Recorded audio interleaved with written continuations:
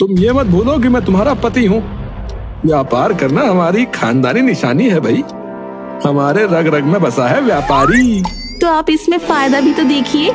चलिए, एक शर्त पर मैं आपको पैसे दे सकती हूँ। कैसी शर्त? अगर अब की बार आपने नुकसान किया तो घर का सारा काम आपको करना पड़ेगा और खुद को व्यापारी कहना बंद कर देंगे। तुम ये मत भूलो, हमारी रगों में व्यापारी का खून है। शेर घायल हो सकता है लेकिन शिकार करना नहीं भूल सकता। तुम्हारी शर्त मुझे मंजूर है। ठीक है, फिर मैं आखिरी बचे हुए पैसे आपको दे देती हूँ।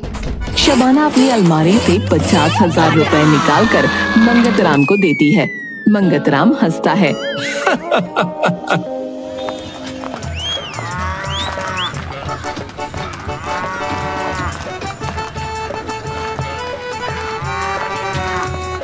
मंगतराम कुछ लोगों के साथ जुआ खेल रहा है और 40,000 रुपए हार चुका है।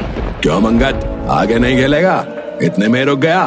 अबे रमेश, हम व्यापारी हैं, कभी भी चुनौतियों से नहीं भागते। तभी मंगत को शबाना की बात याद आती है। अगर अब की बार आपने नुकसान किया तो घर का सारा काम आपको करना पड़ेगा और खुद को व्यापारी कहना बंद कर देंगे। अरे सारे पैसे तो नहीं हार सकता अभी, नहीं तो घर का सारा काम करना पड़ेगा। मेरा बाहर आना जाना भी बंद हो जाएगा। इससे अच्छा होगा कि शबाना से कल थोड़े से और पैसे लेकर आऊं और फिर आगे का खेल खेलूं। भाई कहाँ खो गया मंगत? ये क्या तेरी 10,000 की बाजी लगा दूं? रमेश, मुझे एक कहावत याद आ गई यार कि हार कर जीतने वाले को ना बाजीगर कहते हैं। इसलिए आज का खेल मैं यही खत्म करता हूँ। लेकिन कल तो मुझे यही मिलियो, मैं तुझे हरा कर अपने सारे पैसे जीत लूंगा। ये मेरा वादा है। अच्छा चल, फिर कल ही देखते हैं। मंगतराम वहाँ से उठकर चल देता है।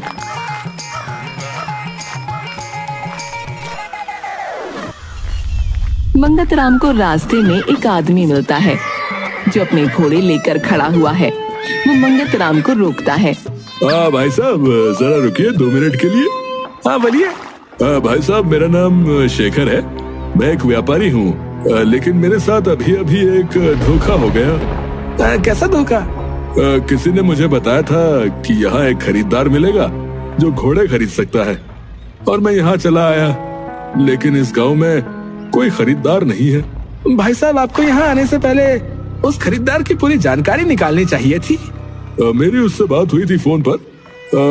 उसी ने मुझे यहाँ बुलाया था, लेकिन अब वो यहाँ नहीं है। क्या आप मेरी मदद कर सकते हैं? मैं आपकी क्या मदद कर सकता हूँ? मैं अब इन घोड़ों को वापस तो नहीं ले जा सकता। क्या आप किसी खरीदार को जानते हैं जो इन घोड़ों को खरीद ले? मैं सस्ते में ये घोड़े देने के लिए तैयार हूँ। कितना सस्ता? अगर मुझे कोई 10,000 रुपए भी दे दे तो मैं इन दोनों घोड़ों को उसे दे दूंगा। अरे ये पागल तो इन घोड़ों को इतने सस्ते में दे रहा है, इनकी कीमत तो बहुत होगी। मैं इससे ये घोड़े खरीद कर महंगे में बेच दूं तो? भाई साहब, आप कहाँ खो गए?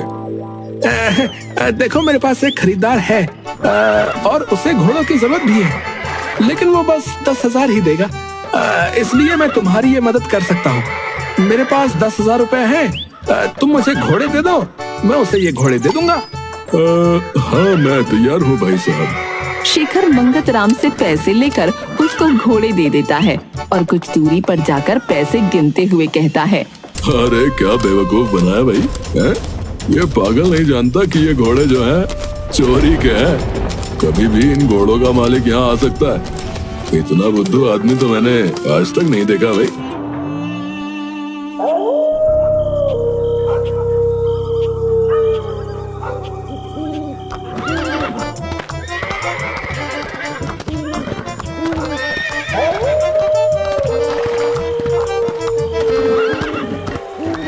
मंगतराम थोड़ी देर चलता है, तभी उसे रास्ते में काशी मिलता है। अरे मंगत, तू कहाँ जा रहा है? और ये घोड़े तेरे पास कहाँ से आए रे? मंगत झूठी शान दिखाते हुए कहता है। अरे घर जा रहा हूँ और ये घोड़े मेरे हैं। मैंने नया व्यापार शुरू किया है ना, पर ये तो बहुत महंगे लगते हैं। हाँ, एक घोड़ा पूरे 3 लाख रुपए का है। ऐसा ही है, तेरी किस्मत तो चमक गई। मैं भी आगे चलकर ऐसा ही कोई व्यापार करूँगा। मंगतराम मन में कहता है।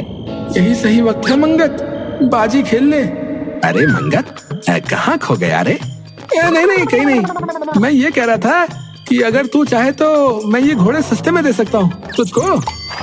नहीं यार, मैं घोड़ों का क्या करूँगा। व्यापार में जरूर करना चाहता हूँ, मगर किसी और चीज का। अरे ये तो हाथ से निकल जाएगा, कोई और पासा फेंकना पड़ेगा। अच्छा, मेरे पास एक और उपाय है। मुझे अपना व्यापार बढ़ाना है और मैं उसके लिए कुछ पैसे उधार लेने की सोच रहा हूँ। मेरी योजना है 10 घोड़े लेने की। क्या तू मुझे पैसे उधार दे सकता है? लेकिन उसमें मेरा क्या फायदा? अरे उसमें तेरा फायदा ये है कि 10 दिन बाद मैं तुझे वो राशि 2 गुनी दूंगा। 2 गुना? लेकिन मैं तुझे सिर्फ 3 लाख रुपए ही दे पाऊंगा। कोई बात नहीं काशी, इतना काफी है मेरे लिए।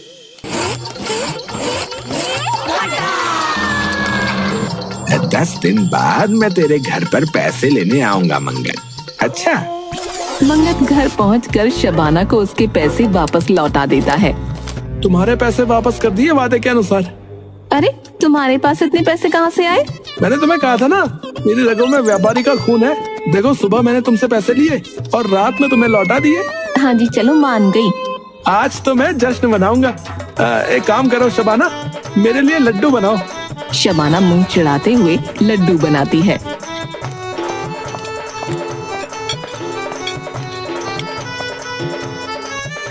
मंगत राम भूखों की तरह सारे लड्डू खाकर सो जाता है।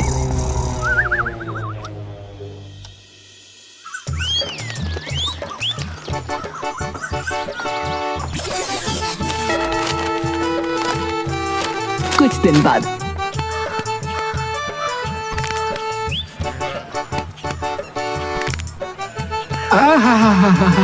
यही है जिंदगी, खाओ पियो ऐश करो। तभी उसके पास से काशी गुजरता है, जो मंगत राम को देखकर उसके पास आता है और उससे बात करता है। अरे क्या बात है मंगत राम, तू तो सही ऐश कर रहा है। अरे ऐश भी जरूरी है काशी। इतना बड़ा व्यापार संभालने के बाद शरीर को आराम की भी आवश्यकता पड़ती है। सही कहा, तेरे जैसे मेरा भी एक व्यापार होगा। तुझे याद है ना, कल 10वां दिन है। तू मुझे मेरे 2 गुने पैसे लौटाने वाला है। मंगत राम चिढ़ते हुए, हाँ याद है। तो कल मैं तुझे मिलता हूँ, मेरे पैसे तैयार रखना। काशी वहाँ से चला जाता है।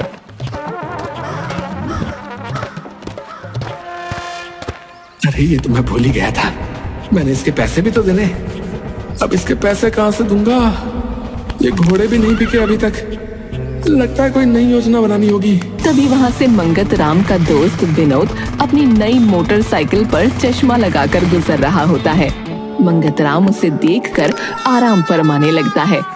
जब विनोद करीब आ जाता है तब मंगत उसे बुलाता है।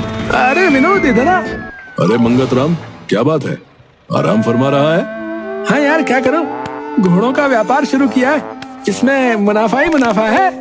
विनोद दूर खड़े हुए घोड़े देखता है। ये घोड़े तो बड़े महंगे लग रहे हैं भैया। हाँ यार, 5 लाख का एक घोड़ा है। तीनों घोड़े 15 लाख के ऊपर के हैं। लेकिन मुझे 3 घोड़े और लेने, जिसके लिए मैं सोच रहा हूँ कि कोई मेरे इस व्यापार में 15 लाख और निवेश कर दे तो मैं उसको 10 दिन में 2 गुने पैसे लौटा दूंगा। विनोद का मुंह खुला रह जाता है। क्या 2 गुना यानी 15 के 30? हाँ यार, जब मुनाफा ही इतना है तो इतना क्यों नहीं दूंगा। 6 घोड़े मैं शहर में आराम से 50 लाख के बेच दूंगा। अच्छा, सुन मंगत, मेरे पैसे भी लगवा देना यार इस व्यापार में। देख, मेरे पास 15 लाख तो नहीं है। मैं तुझे उधार 10 लाख दे सकता हूँ, पर अगर तू 10 दिन बाद मुझे 2 गुना लौटा दे तो। चल, तू अब इतना बोल ही रहा है तो मैं मना कैसे कर सकता हूँ। कहाँ है पैसे? चल आ बैठ, मेरे दफ्तर में पैसे रखे हैं। मंगत राम विनोद के साथ उसकी मोटरसाइकिल में बैठकर उसके दफ्तर चला जाता है। विनोद मंगत राम को पैसे दे देता है। मंगत राम काशी को 2 गुने पैसे लौटा देता है। कुछ दिनों बाद मंगत राम ऐश कर रहा है, तभी विनोद वहां आ जाता है।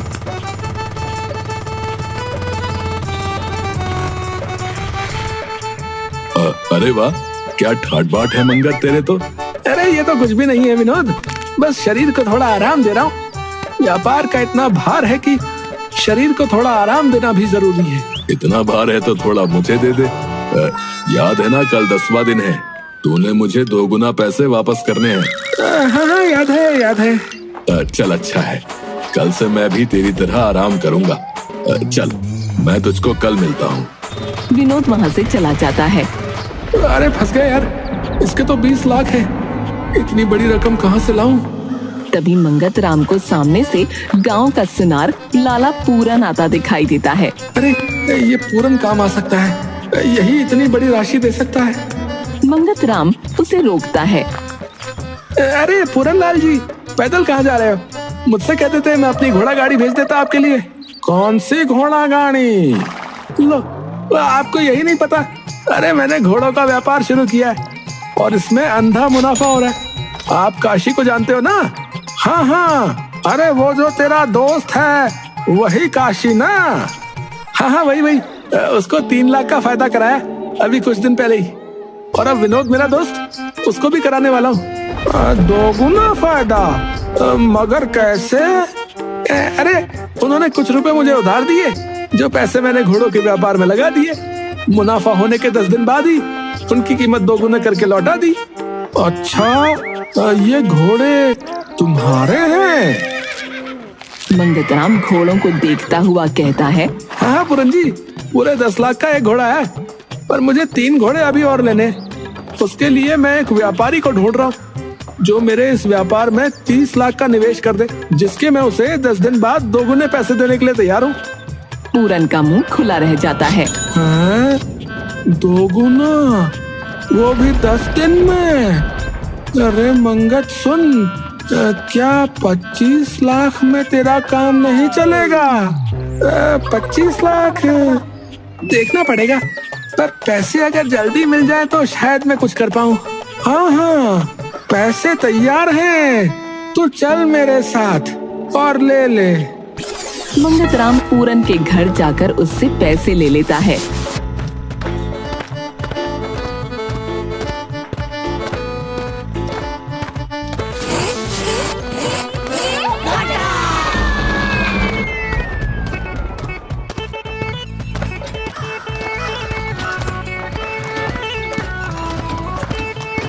मंगत राम विनोद को उसके पैसे 2 गुने करके लौटा देता है।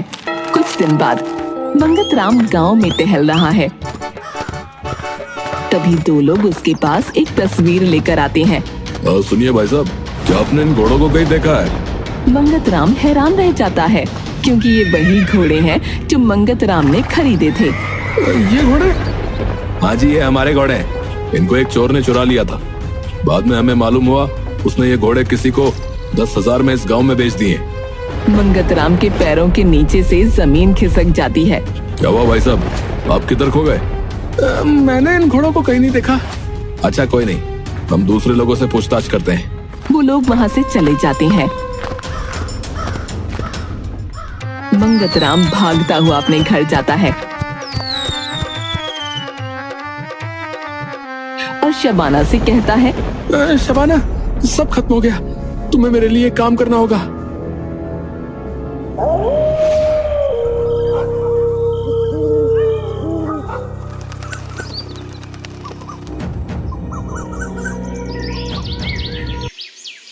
पूरन अपने 2 गुने पैसे लेने के लिए मंगत राम के घर पहुंचता है, लेकिन वहाँ भीड़ लगी हुई है।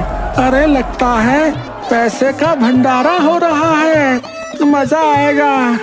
उसी भीड़ में विनोद और काशी भी खड़े हैं।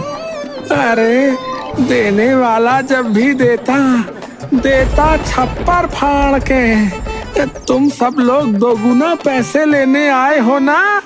क्या बोले जा रहे हो पूरन जी? अरे सच बोल रहा हूँ विनोद। वैसे तो ये बताने की बात नहीं है, पर खुशी इतनी है क्या करूँ। देने वाला जब भी देता छप्पर फाड़ के। पर ये कोई देने वाला नहीं है, सब लेने वाले खड़े हैं।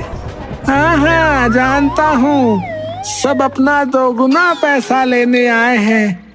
जय हो मंगत राम तेरी। अरे सपनों से बाहर आओ पूरन जी।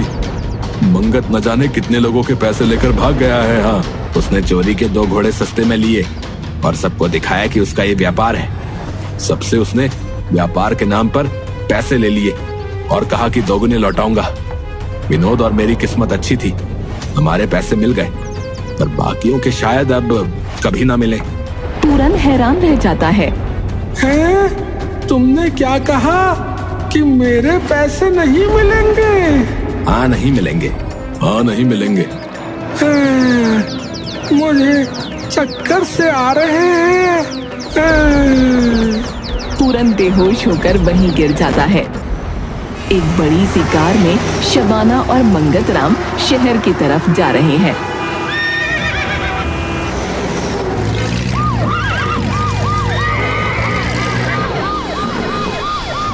देखा शबाना, कब तक उस गांव में रहते? मेरी रगों में व्यापारी का खून दौड़ रहा है। हाँ, मुझे आज नहीं तो कल शहर तो जाना ही था। हाँ जी, मान गए आपको। कहाँ तुमने 50,000 दिए थे और आज हमारे पास पूरे 5 करोड़ रुपए हैं। अब तो मानती हो अपने मंगत लाल को? हाँ हाँ, मान गए मंगत लाल जी। पीछे देखो, आ गए मामे हीर दे।